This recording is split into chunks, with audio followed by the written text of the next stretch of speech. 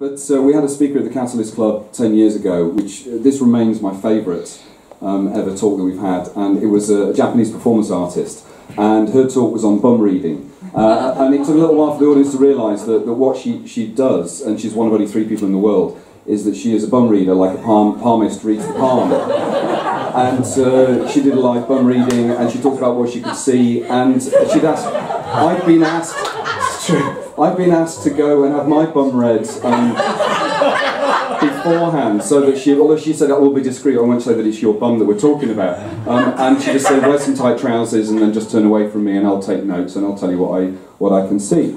And so we'd never met before, and she sat on my sofa, and there's a long pause as I'm standing there in my tightest trousers, and then she says, have you got a sister? And I thought, I know how this works, I'm not going to say anything, so I didn't say anything. She said, you've got a sister.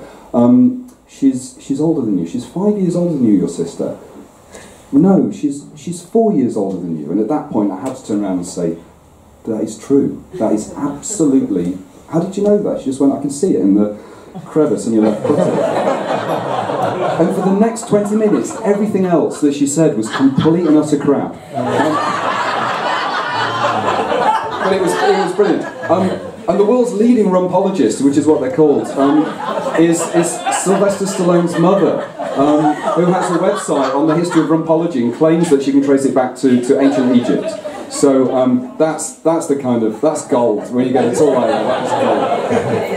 Anyway, so why am I talking about the World's Worst Orchestra? Well, and why have I brought some books in? Because I grew up as a kid reading Arthur C. Clarke's Mysterious World and the Reader's Digest, Mysteries of the Unexplained, which is kind of tautology, but I loved those books, and had the chance to write a book of modern mysteries last year with my co-writing partner, and we thought, great, we'll go and get all those books and we'll see what we can nick, what we can plunder from the past, and we realised actually none of it stands up anymore. All of those books were full of anecdotal evidence and stuff that ever since the age of the mobile phone, all of those mysteries have sort of gone out the window, because if there was going to be a Loch Ness Monster, somebody would have got a picture of it by now. If there really was spontaneous human combustion and people just blew up on the street leaving a leg, there'd be photos of it. If there were Yetis, Bigfoots, there'd be photos. And so you read those books and your heart sinks and you go, there's none of this stuff. There's no ghosts, none of it. So we had to start from scratch, and we had to find out what were the modern mysteries, and what were the stories that could endure, what were stories that if people Googled, they would go, okay, there's some information, there's some facts, there's some tragedy, there's some horror, there's some mystery around this. And we found the internet was a great source, the internet itself a great source of mysteries, because even though we live in an age where privacy is increasingly difficult, actually you can be quite private on the internet. You can be an anonymous artist, you can be an anonymous author, you can be the creator of the Bitcoin and nobody knows who you are.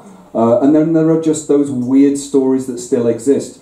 17 human feet have washed up on the same beach in British Columbia over the last 10 years and no one knows why.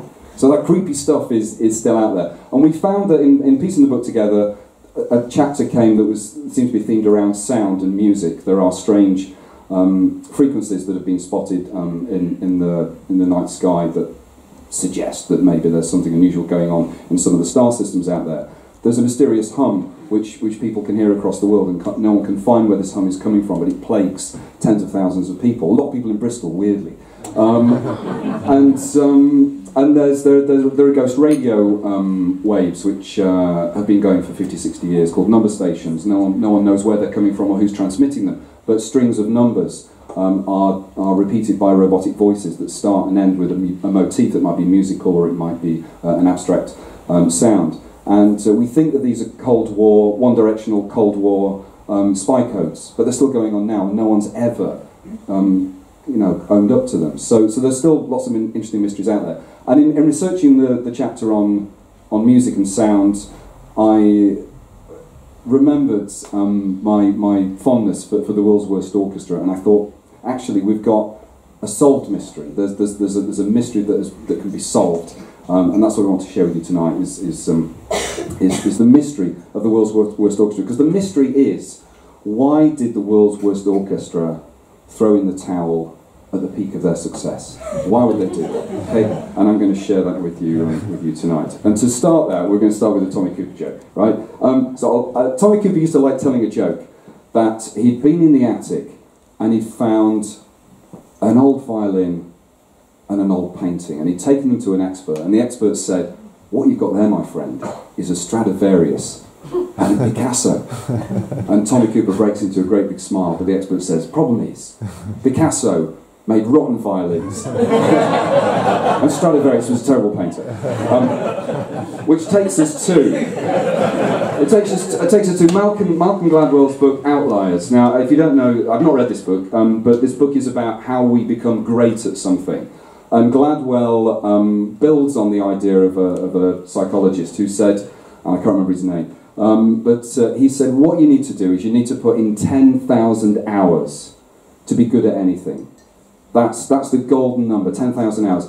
Anything less than that, and you'll be mediocre, you know. And if you don't even put in a few thousand, you'll be terrible. And there's nothing worse than a terrible or even a mediocre violinist, as I was, a reluctant violinist in my teens who had the violin forced upon me from the age of 8. But I never practiced. Well, I did practice a bit. I practiced when I had to, but I never became any better than mediocre because I just didn't put in the extra hours because my heart really wasn't in it. But there's always, as they say, the exception that proves the rule. And this is the story of the exception that proves the rule. And we're going to start with the film 2001 and the iconic music which starts the film, but it's been replaced by the version recorded by the world's worst orchestra. Here goes.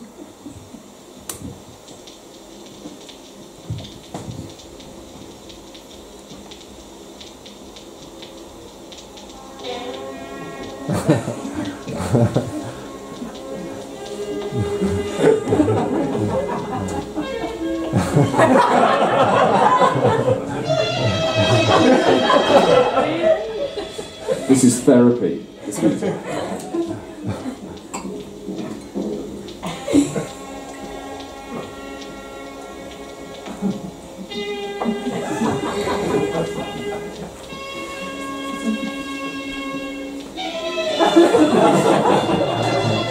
Has anyone heard this before, by the way? No, no one's heard it. One person. Great.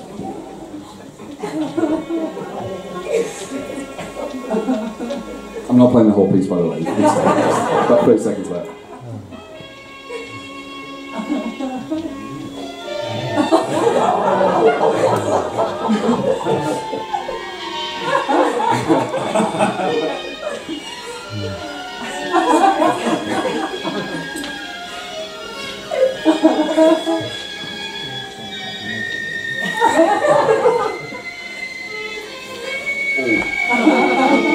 And they got there. There we go. So, who are they? Well, if you go on YouTube, then YouTube will tell you it's a children's orchestra. I mean, that's what it sounds like. It's like a bunch of kids who have never played the piece before. And that is the received wisdom on a lot of websites when this particular piece of music comes up. But it isn't. It isn't a children's orchestra. It's an adult orchestra. And in fact, it's an adult orchestra featuring some quite high-caliber musicians, including Brian Eno, the composer Michael Nyman, and Gavin Bryars, who some of you might know. So, how did this all come about? Why did this terrible orchestra come into existence? Well, our story is bookended by the 70s. Our story begins in 1970 in the College of Art in Portsmouth. And at the time, working there was Gavin Bryars. Now, if you don't know Gavin Bryars, he's a very serious, slightly avant-garde composer. His most famous pieces are The Sinking of the Titanic and Jesus' Blood Never Failed Me Yet, which is an extraordinary piece of music where he recorded a homeless man singing in the street, and he looped this vocal piece, and he put orchestration behind it, and the piece just plays and plays, and it builds and it builds and it builds, and then right at the end, Tom Waits comes in, and it just becomes magnificent. So Gavin Bryars has been around for decades as a composer and a teacher, but in 1970 he looked like this. So he was a little bit more Bonzo Dog Band in 1970, and he was the lecturer in the Portsmouth College of Music, and he'd been watching TV. And he'd been watching this programme, which some of you might never remember, the world's oiliest television presenter, Hughie Green, who hosted Opportunity Knocks, which was a Britain's Got Talent of its day. And Bryars was inspired by this. He thought, I should do a talent competition at the college, but I'll do a special talent competition. I'll open it to the students, and then from this, he had this sort of leap of imagination where he thought, well, actually, what I'll do as part of this is I'll put an orchestra together, and I'll invite anyone to come and join the orchestra. But the catch is they can't bring an instrument that they have any talent on, or that they've ever played before. So a musician, a professional musician, could join, but they'd have to bring an instrument that was unfamiliar to them. And he posted up around the college this little advert that said, "Have you got what it doesn't take?" And lots of people thought that they really did have not what it took. And it wasn't long before an orchestra was formed. And people just were delighted at the idea that they could just miss out all of those horrible, painful years of training, as I had to, as you just turn up, just go and buy a banjo, turn up, and you're in the orchestra, as long as you didn't play the banjo. And word spread very quickly at this. People just loved the novelty of it, and they began. Now Bryars said, if you join what became known as the Portsmouth Synfonia, S-I-N, if you join the Portsmouth Synfonia, you have to take it seriously. You have to be sincere, and you have to turn up for rehearsals. Okay, this is not a joke. This is not just to arse around. There's, we're going to take this seriously, and it attracted the attention. This is Michael Nyman. If you don't know the name, you might have seen the film Piano. He scored the music for the piano. He saw the Portsmouth Synfonia playing, and he just turned up one day with a sousaphone and went, "I'm in." And Steve Beresford, again the name might be familiar, experimental musician, a jazz musician, collaborated with so many incredible people. He joined, I think he joined on cello, and Brian Eno joined on clarinet and raspberry beret. And so the orchestra was complete, and they very quickly became notorious. A lot of people wanted to join, and the concerts were incredibly popular. In fact, they were so popular, they got a record deal. They got a great record deal, and I think Transatlantic Records was the record label originally. And Eno offered to produce the album, so they got a Brian Eno produced album, and they did the whole thing in one take. It was by all accounts a very spirited one take, and tracks included things like Down to the Sugar Plum Fairy, the 1812 Overture, also Zarathustra, as we've heard. Now. The album was proved to be quite popular, although the review in Rolling Stones magazine will come to near the end, and they were getting a bit cocky, and they said to their manager, who was called Martin Lewis, they said, "Do you reckon you could get us a gig at the Proms?" And so Martin Lewis approached the organisers of the Proms and said, "Would you take the Portsmouth Synfonia?" And their response was less than polite. And so he went, "Oh fuck it, I'll just hire out the Albert Hall, and we'll see what happens." So he hires the Albert Hall, and it's a sellout, right? Tickets sell, so quickly. And the BBC made a short documentary about it, which used to be on YouTube, and sadly, all but 21 seconds of it have been removed. And there's a brilliant bit where the audience are all lining up outside. There's this American couple. Standing there in the queue, and the cameras sort of stop, and they go, "Who are you?" And they say, "Oh, we're over from Texas on holiday in your London." And they said, "So what are you doing here?" And they said, "Well, it's the Albert Hall. There's an orchestra on. How bad could it be?" Well, go ahead. They said, "Have you heard of the Portsmouth Synfonia?" They went, "No, but it's one of your great English bands." Okay. So everybody piles in. John Farley is the conductor. He's there in tails and a white carnation. The Synfonia said that they always found it best to ignore anything that he was doing because he generally sort of put them off. He famously introduced the Blue Danube Waltz with a count of 1, 2, 3, 4, and after they just said, "Look, you just ignore what the hell you're doing." Now, one of the stories that he told was that halfway through the concert, they were doing the 1812 Overture, and they got cannons in the hall, and it just as he introduced as the piece started and he was waving his baton, he realised that his grandma had come to see him, and that she had a really, really dicky heart. And he just thought, "Oh my God, those cannons might just be the thing to, push her over the edge." And it's like he doesn't know what to do, so he waves frantically at the percussionist. all he does is wave, and the percussionist just takes this as the signal for this is where the cannons go. So the cannons fired about 40 seconds into the piece, and Granny lived to tell the tale, fortunately. So I think we've got some footage here of right at the end. The audience got to join in with Handel's chorus, Hallelujah. So there's a little bit of clip here, and we see Brian in at the end again. There he is.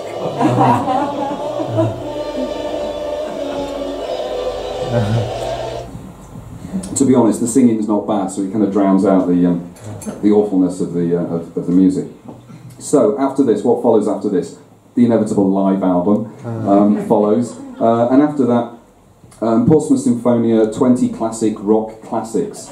Now this includes covers of Rolling Stone songs and Simon & Garfunkel. I think we've got a little bit of, I Can't Get No Satisfaction yet. The orchestra's, there's no collaboration at all between the percussion and the instruments here.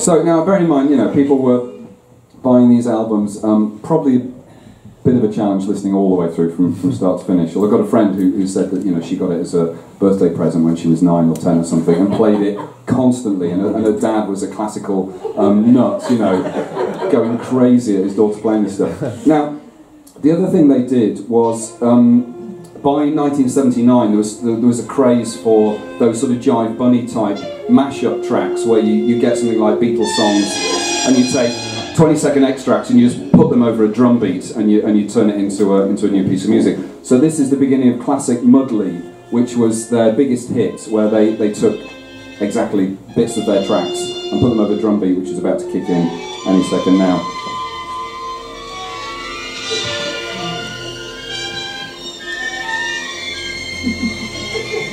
And this got in the top 20.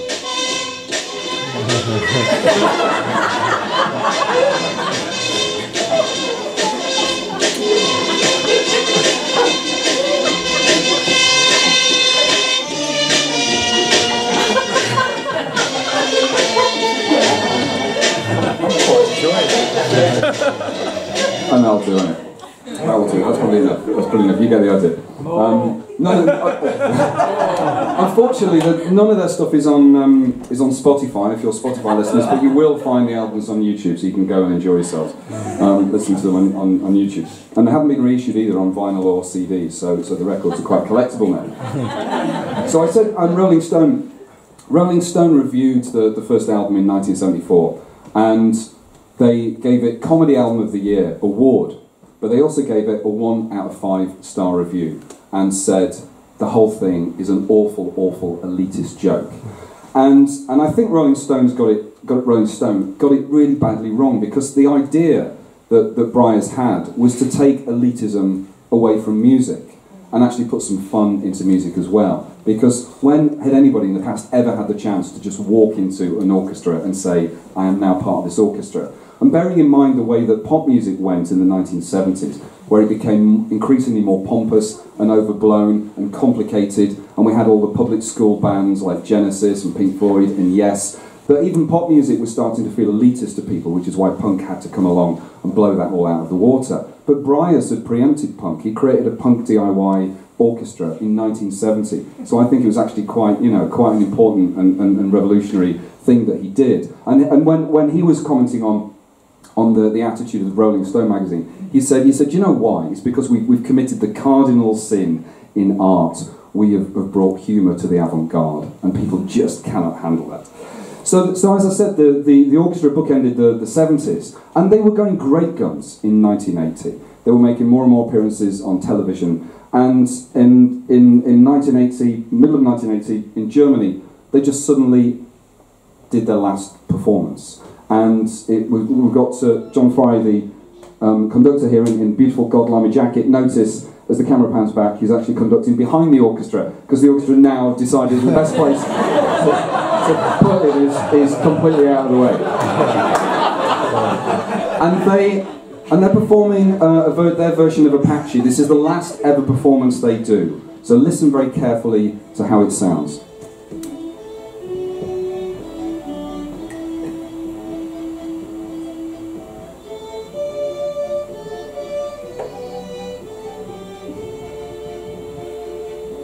So what do we notice? We notice that this piece of music is ropey, but it's passable. Okay? It's reached the stage of, let's say, mediocrity.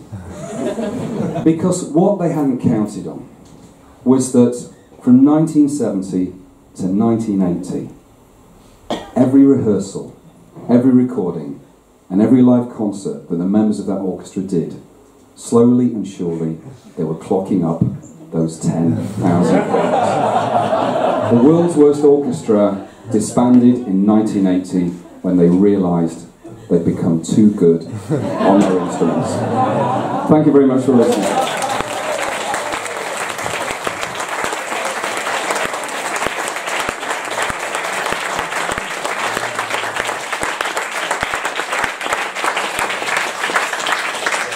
Fabulous, fabulous. Thank you so, David. That was brilliant. That was brilliant. So I know there will be. This is the time at which we the Bavardians, can ask the Bavarder questions that we may have. And I for one, hadn't heard that story, but I know that Tessa, you had heard. You'd heard the orchestra. They were on Radio 4 once on the Today programme, I think. Playing. If it wasn't the Today programme, it was Woman's Hour. Fair enough. Fair enough. So they were kosher you've heard then. Yeah, a long time ago. Yeah. Yes. Yes, darling, I'm 92 now. Well, there have been copycat groups since, so there's always the possibility. Not on Radio 4, dear. We don't do that. No. Does anybody have any questions for David about the world's worst orchestra, or indeed the book from whence that? I want to know. Yes. I want to know what happened with the American couple. Did they go in? Oh, sorry, I forgot to tell you. Sorry. Oh, no, you see them heading for the entrance, for the exit, about 10 minutes in. They're sitting there. Well, I forgot to. Yeah, they're sort of watching, just horrified. And of course, the camera crew were having a field day, knowing this was going to happen, and they just it's see that now. Yeah, they can't. Obviously, they can't comprehend what, and everyone's laughing, and it's like, what's going on? Yeah, it's beautiful moment. Yeah. I love it. Any other orchestra or the book, David? Just Mysterious. Does this story feature in there? It does. Yeah. Just quickly, the other sort of just a quick summary of the other sort of facts or mysteries that you uncovered. There's one of the mysteries we explore is the Garden of Eden located in Bedford? And the answer is yes.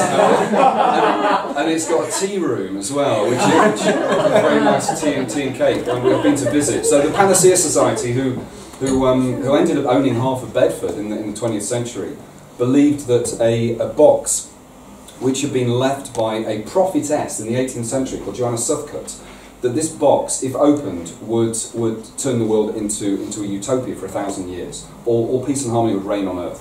But no one had ever opened the box because before Southcott died, she said 24 bishops have to be present in the room for 3 days praying before the box can be opened, and no bishop had ever wanted to do this. So the box passed down from group to group until a sort of a Christian cult in Bedford in the 20th century got hold of the box, and they started campaigning. And they campaigned in London, in the Daily Express, on buses, the most surreal adverts, that said pestilence and horror and mutilation and death and decay will continue across the world until the bishops open Joanna Southcott's box.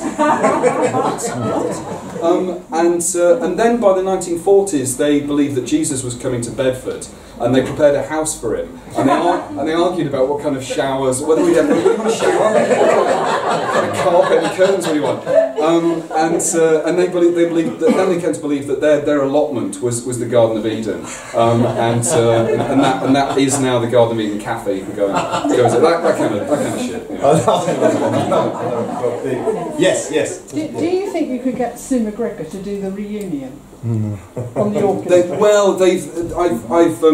I've looked at a lot of kind of forum conversations with various people. I've also got in touch with Steve Beresford. There's a few of them that are really keen to get back together. They're especially keen for the records to be reissued. But an anniversary passed about, well, it would have been 7 years ago, yeah. And I think they were hoping that anniversary in 2010, they were sort of hoping that they would get together, maybe they'd play the Albert Hall again, maybe the records would be reissued, but nothing happened. So I think it's sort of forgotten now. And people like Eno have got other things to do than go back to that. So I think they see it as a period piece, a little piece of history. But there's other than those who probably haven't done much more with their lives since doing that. I think the rest of them are like, we can leave it behind us. Yeah. They should get together again, because I think by 37 years on, they should be pretty awful again. Well, yes.